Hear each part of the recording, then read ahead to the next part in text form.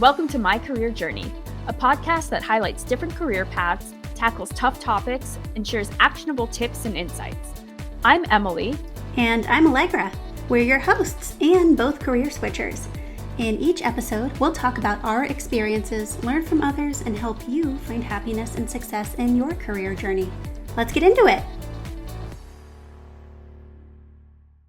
Hello, everyone. We're so glad you're here. Today, we're sharing one of our guest episodes with Nankya Senungi, one of Allegra's close friends from Minnesota. Allegra, how did you meet Nankya? Nankya and I worked together as partners leading the pro bono work at our consulting firm in the Twin Cities. And she's been a mentor to me and someone I'm incredibly grateful to call a friend, really past our working relationship. That's awesome. She had some great advice about building relationships. But what I also loved is her positivity, and especially her spin on what she gains from layoffs. Yeah, I mean, it's hard to think about gaining something from layoffs, but she shared with us in I think pretty authentic, vulnerable, reflective ways how she intentionally made choices that took a tough situation and thought about how it could be an opportunity to pursue what she wanted to do and live out her value and kind of through line of being a helper. One of those things was starting her own consulting business. Yeah, I was really impressed that she does that on top of a full-time job and also having a family. Yeah, she's a pretty impressive person. Yeah. It's cool. One other thing I wanted to highlight is what Nankya said about not having to know it all or have it all together to take small steps in your career. Yes. And it just makes it feel so much more manageable. Yeah, absolutely. Well, everyone, we really enjoyed speaking with her and we are so excited for you to hear this conversation. So let's get into it. Here's our conversation with Nankya Senungi. Welcome to the pod, Nankya. Thank you. Excited to be here. I don't think we've ever done quite an introduction like that before, but we're so glad to have more Minnesota in the house. And Emily, I think we're just supporting your Scandinavian-ness up there. But you are in good, there's a lot of Scandinavian-ness in Minnesota. Yes, so yes. I feel like there are similarities. Agreed. Yeah. Yep. Absolutely. Okay, Nankya, we're gonna kick it off with a question we ask everybody. How would you describe high level? Think about the hits, your career journey, kind of what you've done, what got you to today, what you're doing now. Just walk us through the highlights of your career journey so far. Oh my goodness. Well, I was thinking about this question and I'm like, what is the definition of a career? Like, I've been working since I was 14 years old. So I've been working for a long time.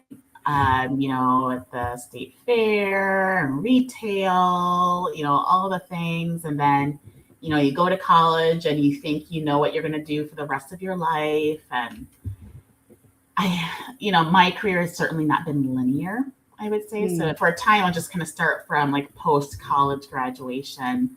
I wanted a career that would help people. And I think a lot of people say that, right? Because I think just naturally we enjoy giving and helping and seeing people succeed in general. And that's definitely the framework that I come from. So, even in the finance sector, helping people be successful with their finances, in retail, helping people with their purchases, in education, helping students succeed either in a test or graduating from high school, graduating from college.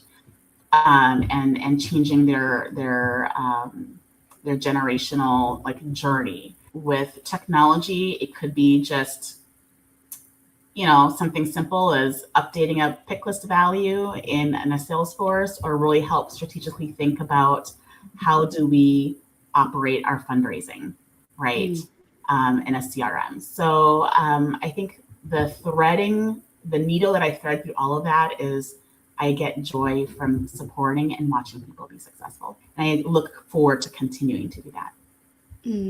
We talked about this on our last episode, threading the needle through all of our different paths that we take. Yeah. And so I we're able to do that and tie everything to a higher mission, I guess. And Nankya, I know something that's really important to you is faith. When we think about values, when we think about kind of what drives your why. And so I don't know if you want to talk a little bit more about how your faith plays into just how you exist and how your career supports your broader purpose in life. Yeah, absolutely. I feel like my faith has been more incorporated in my career more recently. I don't think it's always been something that I've leaned on or identified earlier in my career. And I think where my faith has been instrumental more recently has been kind of giving me that foundation in times of uncertainty. So I have experienced a layoff, I've experienced change. You know, when you change, sometimes your title, sometimes you feel like your identity is changing. And so being able to be kind of grounded in, you know what, trusting what that future looks like, trusting in who you are and whose you are versus being really weighed down by the changes of life, because that's inevitable, right? Life is going to change. It's going to throw us curveballs. You don't plan to be laid off. You know, you try not to take it personal, but things just happen, right? And so not having to kind of waver with a lot of those changes, but being grounded, that's where my faith has really been, I think more recently, very helpful for me in supporting my career and being able to offer that to other people too, and reminding them that, like, you're not just your title, you know, you're not just, you know, this or that, but you have a greater purpose. And even if you are doing work that you don't necessarily enjoy at this moment, there is still purpose in that. And so trying to have a big picture and long-term thinking is where my faith has really been helpful for me, and hopefully helping others as well. I was wondering if you could share more about the layoffs and how you navigated that, because I know I mean, that hasn't happened to me, but I've been through it with companies, and it's just been devastating to watch people go through it. Yeah, So yeah, Emily, you're absolutely right. It is very devastating. You know, I was at a firm where we had layoffs where a lot of people were impacted. And so the first time that I was part of a layoff, not impacted directly, but you know, my staff and people that I reported to, you know, and being kind of felt left behind. I don't know if that's even the right way to say it, but it was just something I never experienced before. And that was really devastating to have to support those that were directly impacted, but yet still keep going forward. And then being impacted directly by a layoff, where now it's like, now it's me who's, you know, but the beauty in that, though, as devastating as it was, I do see beauty that came out of that. And so some of the things that I received out of being laid off was forced reflection.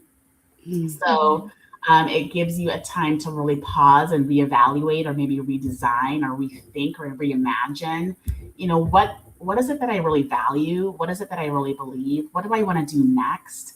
Oftentimes when you're just kind of going day by day, we don't have permission or time or capacity to really sit back and think. And so kind of that forced reflection was a gift, I would say.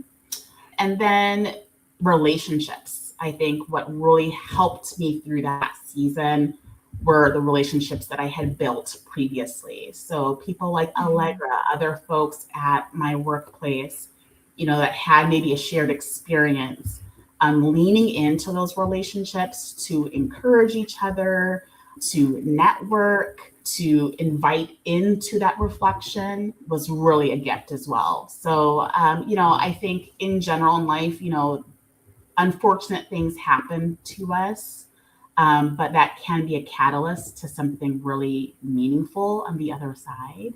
And it's hard to have that in the meantime, in the moment. But looking back, I can see that, you know, that time off was well spent, time nurturing my family, time, you know, nurturing myself and what I want to do next wouldn't have happened.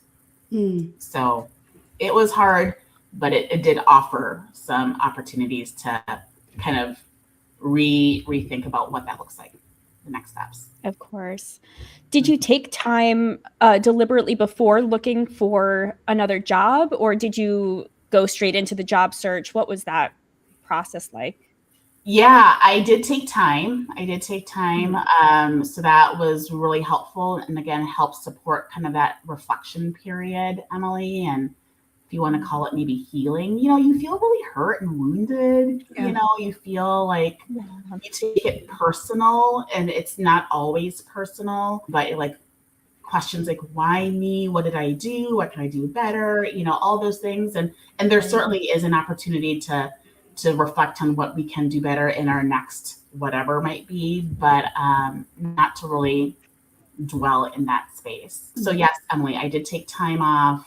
It was really great, but at the same time, really looking for, what that looks like. And I would say it allowed me to really focus on what was really important to me, which is this idea of supporting mission-driven work. I talked about like I really enjoy helping people, but I also really enjoy helping people that help people. So, nonprofit organizations, mission-driven work that are corporately moving forward to advance, whatever that mission is, groups of people.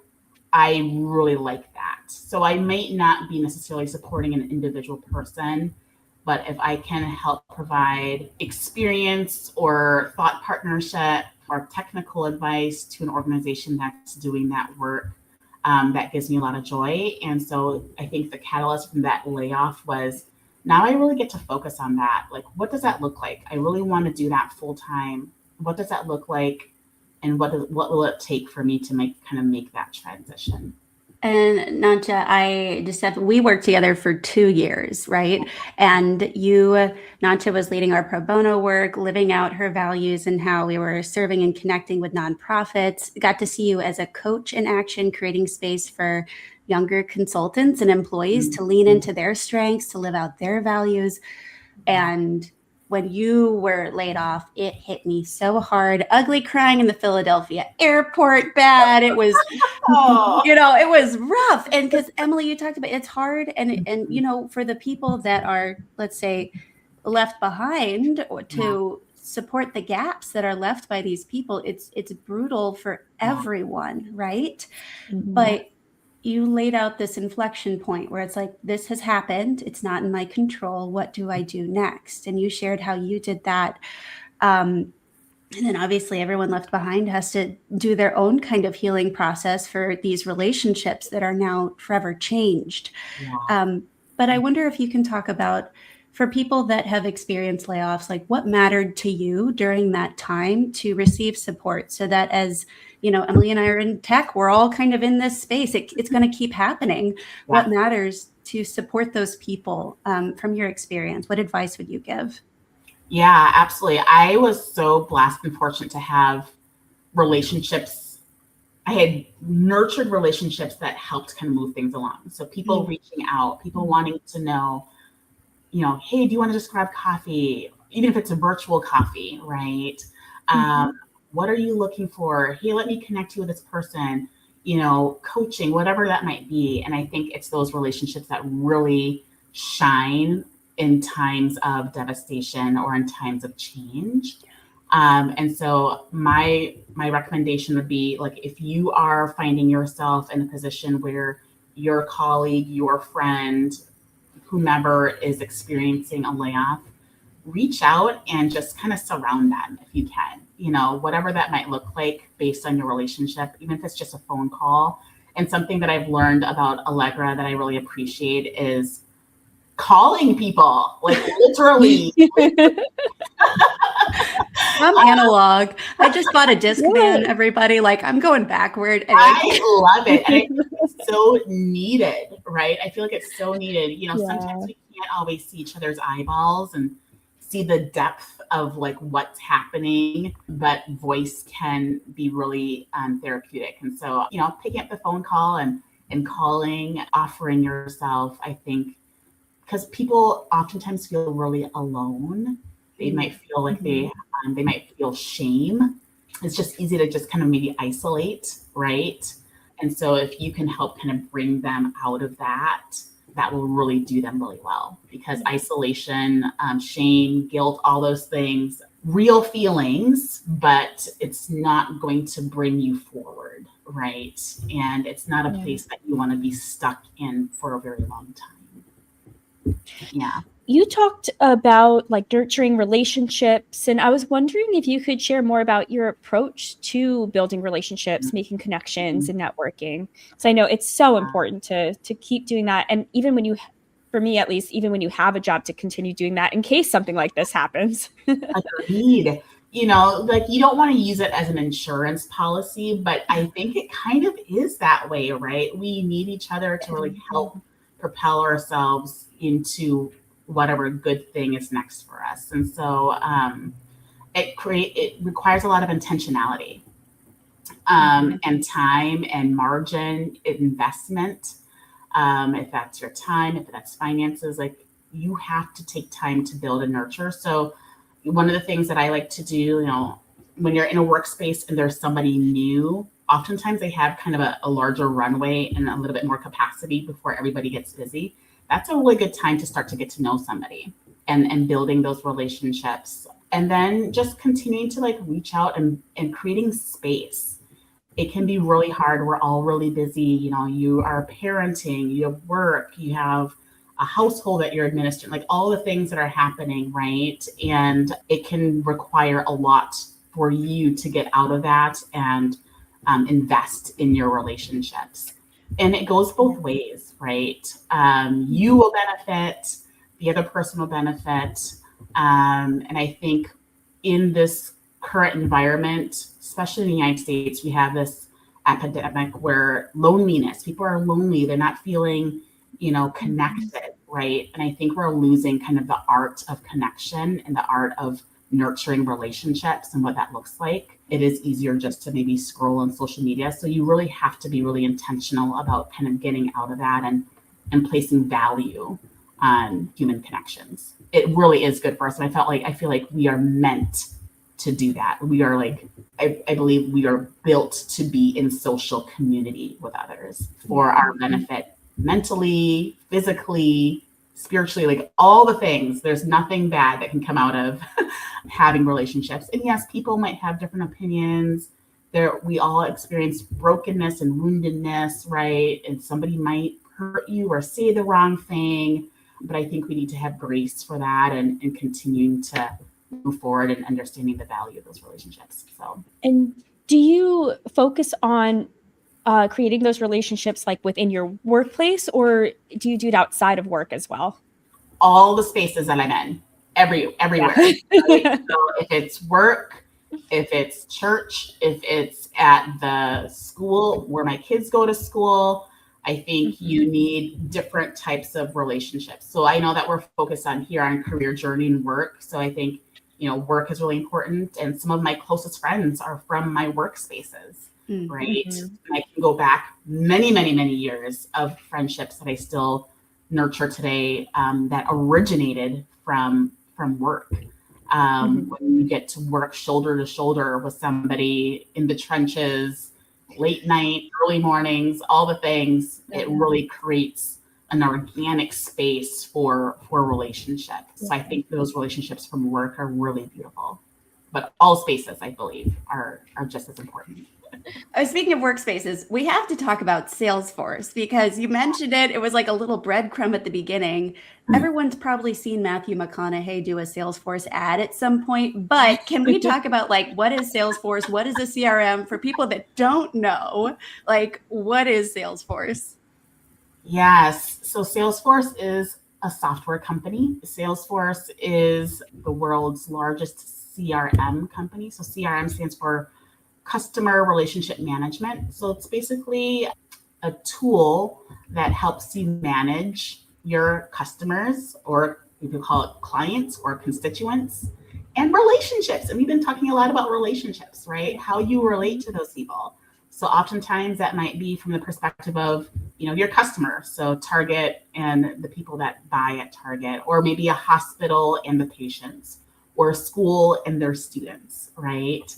So that is at its very basic is being able to identify, know, and understand the people that your business is interacting with.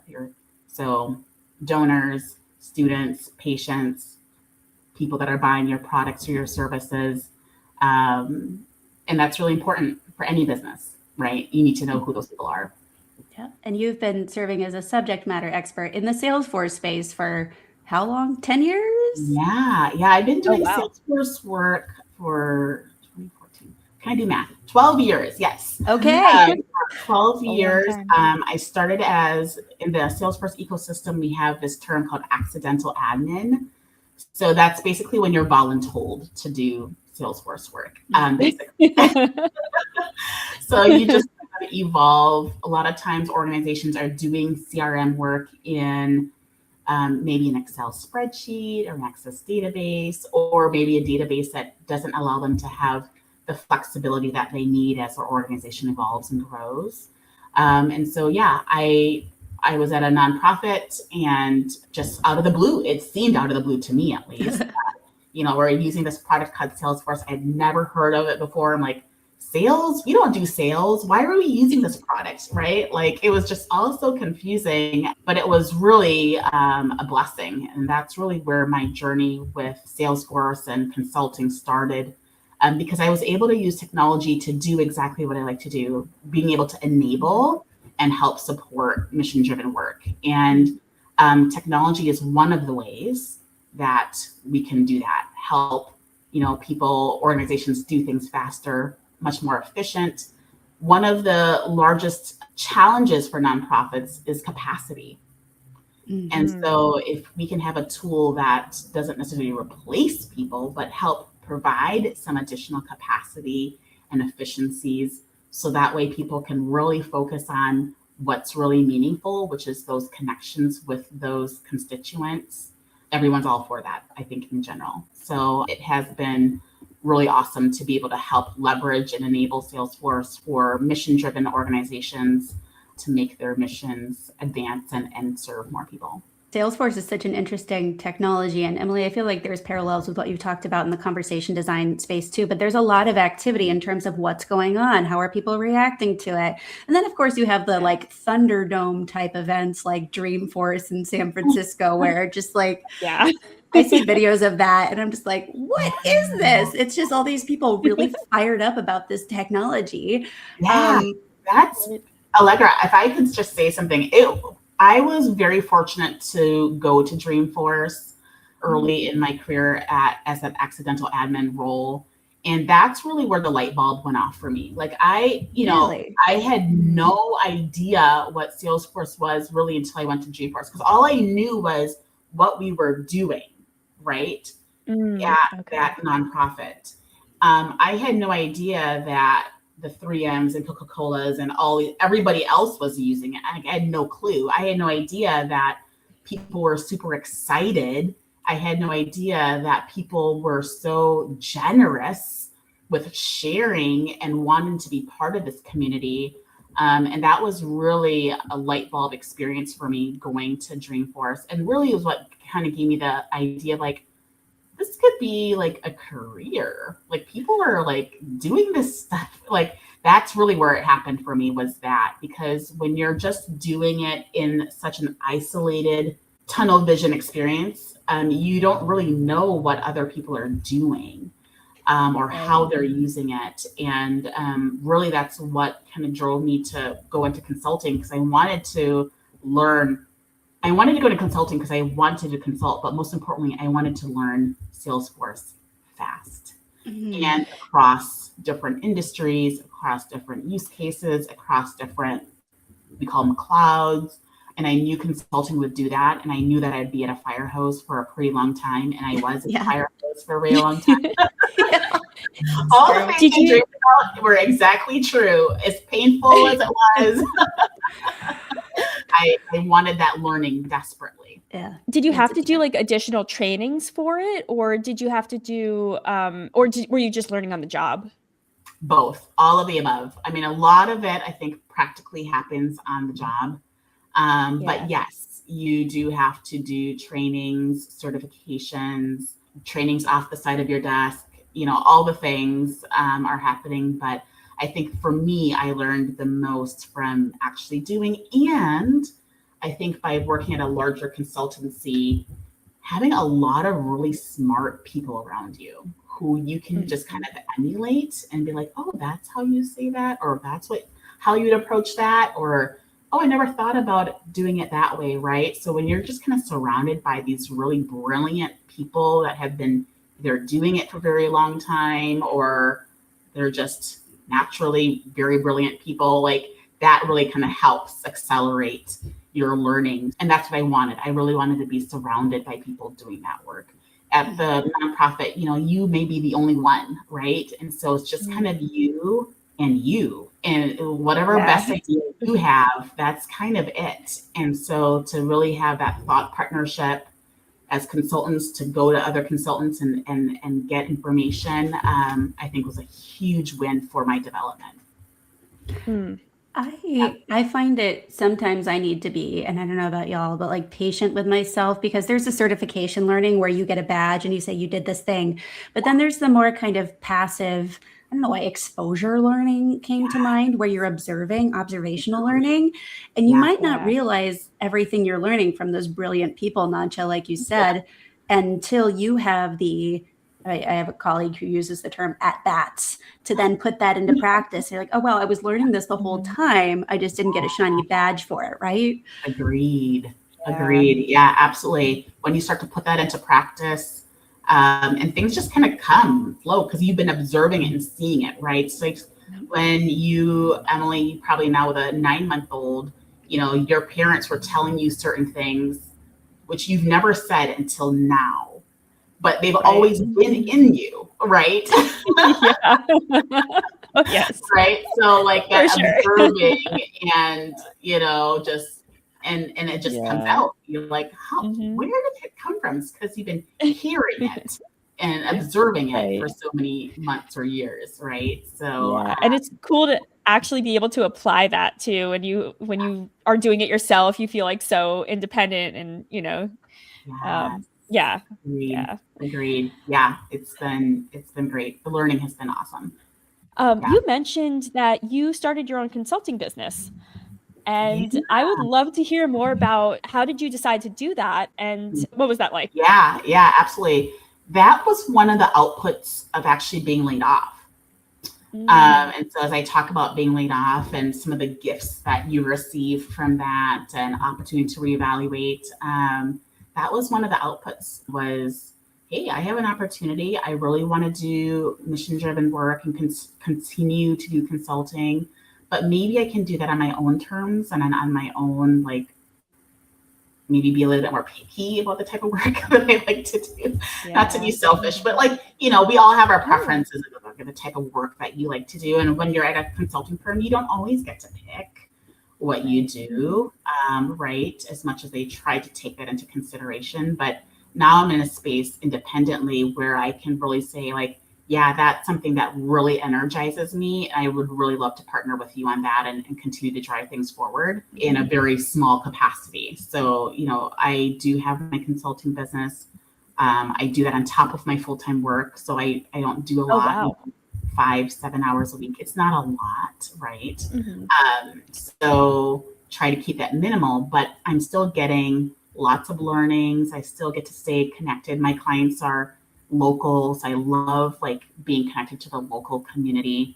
And that was also a big thing for me too, having that local connection and being able to advance organizations that are impacting like intimately my community, my kids' friends, my neighbors, and being part of that. So that was one of the reasons why I went into that. And maybe one day it will become more of a full time, but currently right now in the season, it's just something that I get to do, when I have that time. But it's been great. It's been great to serve these smaller organizations here in the Twin Cities and see and be part of the work that they're doing. And I appreciate you call it like the reflection. I think it can look like just starting something is the answer when you don't have anything else, just do it. But you took the time to think about, okay, why do I want to start and what do I want to do? And being really intentional about what that looks like. In that reflection period, I also had a coach.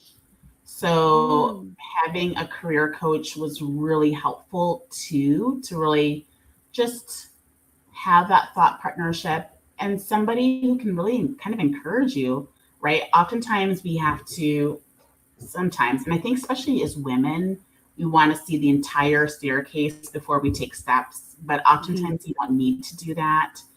If you can just take that one step, as dark as the rest of the staircase looks like, it's going to get you somewhere. And so having that encouragement to like just kind of take that next step, because you know, you kind of doubt yourself, like, could I really do it by myself? Like, I don't even have the tools. Like, how am I going to invoice somebody? Like all the things, right? All, you know, all the kind of the doubts start coming in. But when you have somebody to really just encourage you, like, no, you can do it, and you can start small, right? You can have an Excel spreadsheet to like just put your time in, right? You don't need, you know, you don't need all of these things to get started. And I think that encouragement was really helpful. So in that time that I got laid off, having a career coach, and fortunately with somebody that knew me really, really well and had a very shared experience, was really helpful. Again, on top of the relationships and friends, but I think that career coaching, thinking from that lens of what could be next, how can we leverage your strengths, what are some things that we might want to work on, has been really helpful. And you and your coach, you did a talk together too, right? Like you shared some of your learning with others. Could you share a little bit about that? Yeah, we presented at a Salesforce conference called Dreaming in Color last year. And actually, we're getting ready to do it again. Heck yes. Oh, that's so cool. Yes. And so she is really passionate about mentoring and coaching others, and really just wants to kind of get the word out to folks. And so, yeah, we had this opportunity to talk about our learnings as individuals that have both been laid off, as individuals in the Salesforce ecosystem, as individuals that have maybe gone in a different direction with their careers, and hopefully providing that hope to other people that this doesn't have to be a place of stopping. It's more maybe a speed bump. It's not, you know, the end. And so really it's an opportunity just to encourage others, because to your point, Emily, you know, working in tech right now in this current environment, it's happening to a lot more of our friends than we think, right? Yeah. Every time you go onto LinkedIn every day, right? It's like, oh my gosh, you know, another layoff, you know, going under or whatever it might be. And, you know, and those are individual people and families that are being impacted, communities that are impacted. And so being able to just kind of share the encouragement with the people that are more and more that are having that same experience is something that we wanted to do and get to do again this summer. Oh, yeah, that's amazing. One other thing as we think about creating opportunities and just like, I think trade-offs of experiences, being intentional, you were sharing about choosing to go into consulting because you wanted that fire hose of learning, right? You wanted the exposure and all the experiences and all the people. But something that I've heard you share is just the difference of being in one company and more internal, and the different kind of brain space. And it's a trade-off there, but I wonder if you can just talk about maybe different seasons of different spaces and what you've gained from each. Yeah, I completely agree. Yeah. So when you're consulting, you oftentimes you might have multiple clients, or, you know, you have your client and you have the company that you work for, right? So you're doing business development, you're doing all the things, and you have your client or clients, right? Mm-hmm. And so it's sometimes challenging to just focus on one thing. Sometimes you're firing at all ends. It's just a different type of work and mindset. And for some people it could be draining. And I think for some, it could be a season, it could be seasons, but I really wanted to, you know, as I had opportunities to kind of really think about those next steps, can I be in a space where I just have like one stakeholder? Yeah. You know, like one, you know, just one team, one, you know, just one is really the word. Can I just have one? Yeah. Right. And just really be rooted and planted in the one. And I think that has really served me well, especially mentally, right? Yeah. Not having to be like, oh, this over here, and then I have this over here, and then I have this over here.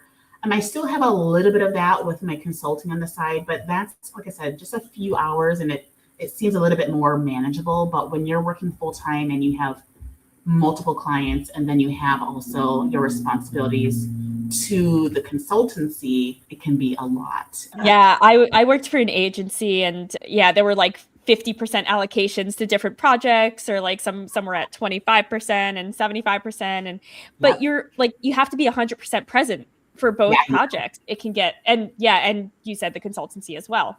So it can get overwhelming. It can absolutely. And like I said, there's a time for everything, and there's a time when that's really necessary, and again, accelerates the learning for sure. But there are times when maybe you want to experience more single-mindedness, if that's a word. Absolutely. Hear the word double-mindedness. I don't know about single-mindedness. Maybe that's a word, but I'm putting it out there right now, where you just have one kind of focus. I have one more question about starting your own consultancy and how you learned how to do that, and like the business side of things. Did you just learn as you went along? Yeah, I mean, I'm definitely learning as I go along, for sure. But I would say, we were just talking about the kind of the business development when you're at a consultancy. That actually helped me a lot. So doing that side of the work, where you are maybe writing statements of work, reviewing statements of work, acquiring new business, and determining, if this is going to be a good client or not, like all those things are things that I get to now contribute to my small business, to my work. So I felt like I've learned a lot of that from consulting, especially being on that business development side, which I feel really privileged. A lot of consultants actually don't get to see that. And so I feel really lucky that I had an opportunity to see that and be behind the scenes and understand how that works, and then apply that to now. But I'm still definitely learning, for sure. I feel like I can write statements of work really well because of being consulting, but all the other logistic things, like the invoicing, and like, oh, now I got to send the invoice. Somebody else was doing that for you before, right? You weren't sending out and collecting money, like, some of the administrative work that I don't really care to do, but need to do, and trying to do it more efficiently. And thankfully, we have really great tools out there to help you. But I'm definitely still learning, for sure. Of course. Well, and privileged, maybe lucky, Nankya, but yes, you raised your hand and said, I want to be doing this stuff, right? From what I know of you, like you said, no, I want to be doing business development. This is important to me. So I think that's an important part of it. I think the time we worked together, we're probably like 20 different clients going on with nonprofits to develop that. I learned a lot during that time, for sure.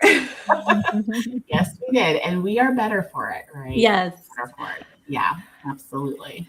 One more question. Is there anything you wish you'd known earlier along your journey? Yeah, I think that analogy of like the staircase, like you don't have to have it all to move forward. There have been times that I've hesitated moving forward with something or considering something, because I'm like, you feel unqualified, or you feel like I don't have all the things, and just like being stuck, or maybe just not pursuing, I guess that's the word, not pursuing something because you don't either have it all or you can't see the full vision. Just go for it, right? Like just apply, just raise your hand. If they say no, then it's a no. You're not the decision maker. And that's another thing I've learned a lot, is like, you are not the decision maker. So all you can do is just put yourself out there. And oftentimes people want to invite you and bring you in, but there may be times when it's just not the right fit for you. So I'd say that would be something I would tell my younger self, is just go for it. And you never know what happens. Yeah, I love that. Yeah, it's going to stick with me, that staircase. I think it's really powerful. Yeah, for sure. If people resonate with what you've been sharing, how can they connect with you? Yeah, LinkedIn. I am on LinkedIn. That's probably the easiest place to find me. I am on there daily, connecting with friends, looking to see what's new, connecting with my clients. So yeah, LinkedIn is probably the best place to find me. Wonderful. Thank you so much for taking the time to be here and share your story. Thank you, Allegra. Thanks for inviting me. I really appreciate the invitation to be part of my career journey family and the experience. So I really enjoyed being able to share. And it was a good reflection for me too. In preparing today, it was a good reflection for me too, kind of go back and think about my journey as well. So I appreciate having that. Yeah. Thank you, Nankya. My Career Journey is produced by Emily Banzap and Allegra Montanari. If you enjoy our content, follow us wherever you get your podcasts and find us on YouTube and Instagram at My Career Journey Pod. Thanks for listening.